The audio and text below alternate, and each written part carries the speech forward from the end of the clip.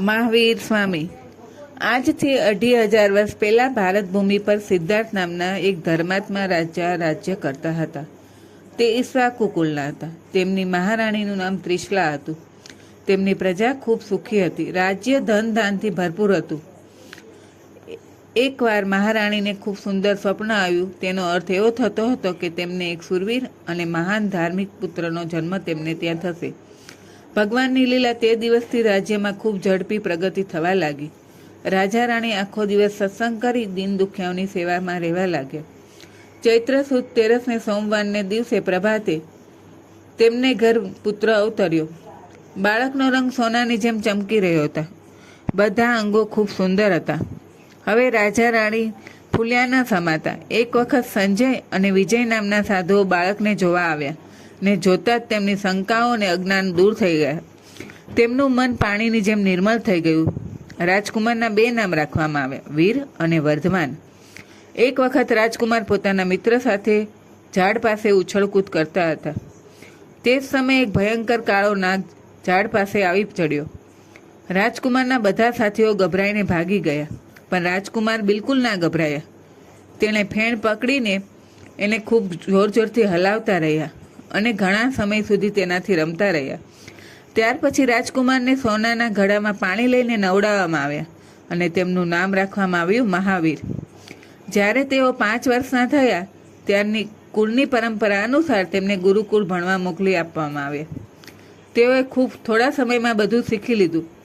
8 વર્ષની ઉંમરમાં જ તેમના મનમાં એવો વિચાર આવ્યો કે સાચું સુખ ત્યાગમાં જ છે. આ સંસારના બધા સુખોનું અંત દુઃખમાં થાય છે. તેમને કઠોર વ્રતનું પાલન કરવાનું શરૂ કરી દીધું અને ગૃહસ્થના કામો પણ કરતા રહ્યા. જ્યાં સુધી મહાપુરુષ ઘરમાં રહ્યા ત્યાં સુધી તેમણે બધા કર્તવ્યોનું પાલન કર્યું. તેઓ કદાપી વિચલિત ના થયા, પણ તેઓ હંમેશા વિચારતા રહ્યા કે જન્મ મરણના ચક્કરમાંથી કેવી રીતે છૂટી શકાય અને પરમ આનંદ કેવી રીતે મેળવી શકાય. તેમણે હંમેશા માતા પિતા ગુરુની આજ્ઞા માની તન મન ધનથી તેમની સેવા કરતા રહ્યા. તેમણે લગ્ન ન કર્યા અને કઠોર બ્રહ્મચર્ય વ્રતનું પાલન કરતા રહ્યા. ભગવાન મહાવીર સંસ્કૃત અને બીજી ભાષામાં મહાન વિદ્વાન હતા. એક દિવસે તેઓ ધ્યાનમાં બેઠા હતા ત્યારે પૂર્વજન્મના ચિત્રો તેમની આંખો સામે દેખાવા લાગ્યા અને તેઓ વિચારવા લાગ્યા કે અનેક જન્મો વીતી ગયા અને આ જન્મમાં પણ 30 વર્ષ વીતી ગયા, તો પણ મારા મનમાંથી મોહ કેમ દૂર નથી થતો. તેઓ ધ્રુસકે ધ્રુસકે રડી પડ્યા. તેમણે એકાએક ઘર છોડવાનો નિર્ણય લીધો. માતા પિતાને સમજાવી પટાવી તેમની રજા મેળવી ઘર હંમેશની માટે છોડી દીધું. વનમાં પહોંચતા ઘરેણા હતા તે એક કપડામાં બાંધીને ફેંકી દીધા અને જાતે જ માથાના વાળ પણ ઉખેડી નાખ્યા અને કઠોર તપસ્યા શરૂ કરી દીધી. એક વખત પૂરા 6 મહિના સુધી સમાધિમાં બેસી રહ્યા, ના કંઈ ખાધું કે ન કંઈ પીધું. પછી કુલપુર ગયા. ત્યાંના રાજાએ તેમને ખુદ આદર સત્કાર કર્યા અને પ્રેમથી ભોજન કરાવ્યું. હવે તેઓ ફરવા લાગ્યા અને ધ્યાન હંમેશા પ્રભુમાં જ રાખેલું રાખતા. તેઓ ભયાનક ઘનઘોર જંગલમાં રહેતા. એક વખત તેઓ કોસાંબી નગરીમાં પધાર્યા. ત્યાં ચંદના નામની એક ધર્માત્મા સ્ત્રી રહેતી હતી. તેના પર તેમના ઉપદેશ અને સત્સંગની ખૂબ પ્રભાવ પડ્યો હતો. તે પણ આજીવન કુંવારી રહી હતી. તેણે 26,000 ગૃહિણીઓને હૃદયમાં ધર્મનું બીજરોપણ કર્યું હતું અને જીવન પર એ જ કામ કરતી રહી. ઘર છોડ્યા પછી 12 વર્ષ સુધી મહાવીર સ્વામી કઠોર તપ કર્યું.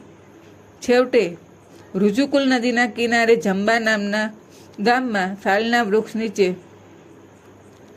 તેમને સાચું જ્ઞાન પ્રાપ્ત થયું.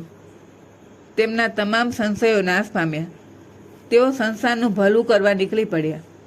પ્રતાપી મગધ નરેશ શ્રેણીક બિંબિસાર ભગવાન મહાવીરના ચરણોમાં બેસી ઉપદેશ ગ્રહણ કરતા. તે સમયે પંડિત ઇન્દ્રભૂતિ ખૂબ મોટો વિદ્વાન તરીકે જાણીતા હતા, એટલે જ તેમને તેમનું જ્ઞાનનું અભિમાન હતું. તે મહાવીરના દર્શન કરવા આવ્યા અને દર્શન કરતાં જ પોતાના સાથીઓ સહિત તેમણે મહાવીરને ગુરુ માની લીધા.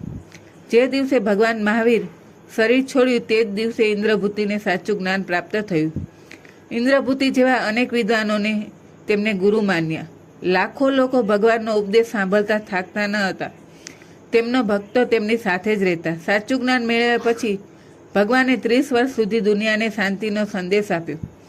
પાવાપુરી નામના સ્થળે દિવાળીના દિવસે દીવા પ્રગટાવવાના સમયે દેહ ત્યાગ કરી સાંસારિક બંધોમાંથી મુક્તિ મેળવી.